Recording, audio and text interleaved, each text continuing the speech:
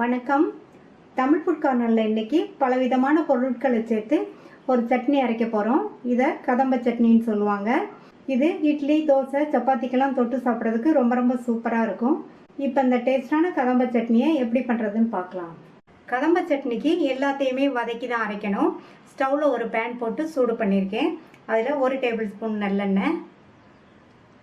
எண்ணெய் சூடாயிடுச்சு. அதில் 15 சின்ன வெங்காயம், ஒரு சின்ன சைஸ் பெரிய வெங்காயம் கட் பண்ணது, அடுத்து 5-6 பூண்டு சேர்த்து இந்த வெங்காயம் பூண்டு எல்லாத்தையும் 1 நிமிஷத்துக்கு வதக்கி விட்டுக்கலாம். வெங்காயம் பூண்டெல்லாம் 1 நிமிஷம் வதங்கிடுச்சு. அடுத்து 2 கீறின பச்சை மிளகாய், 5 காஞ்ச மிளகாய். இது கதம்ப சட்னிங்கிறதுனால நம்ம பச்சை மிளகாய் காஞ்ச மிளகாய் ரெண்டுமே சேர்க்கணும். அப்போ தான் நல்லாயிருக்கும்.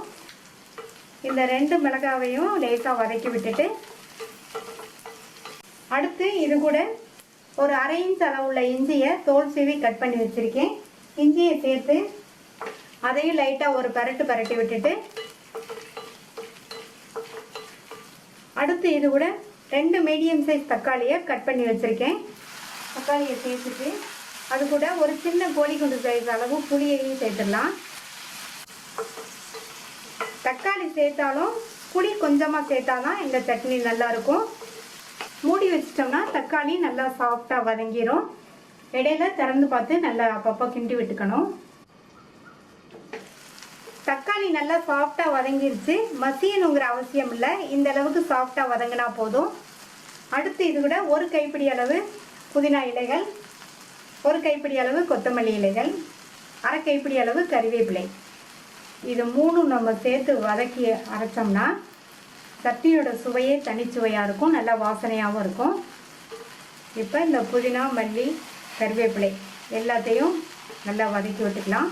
இந்த புதினா, மல்லி எல்லாமே நல்லா வதங்கி சுருங்கி வரணும்.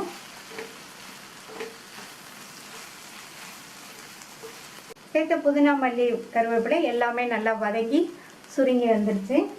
இது கூட 1 டீஸ்பூன் பொடித்த வெல்லம் சேர்த்துக்கலாம். இந்த மாதிரி கொஞ்சமாக வெல்லம் சேர்த்தோம்னா இந்த சட்னி காரம் புளிப்போட லேஸ் இனிப்பு சுவையோட ரொம்ப நல்லாயிருக்கும். இதுக்கு தேவையான அளவு உப்பையும் சேர்த்துட்டு ஸ்டவ் ஆஃப் பண்ணிவிட்டு ஒரு தடவை பரட்டி விட்டுட்டு ஆற விட்டுறலாம்.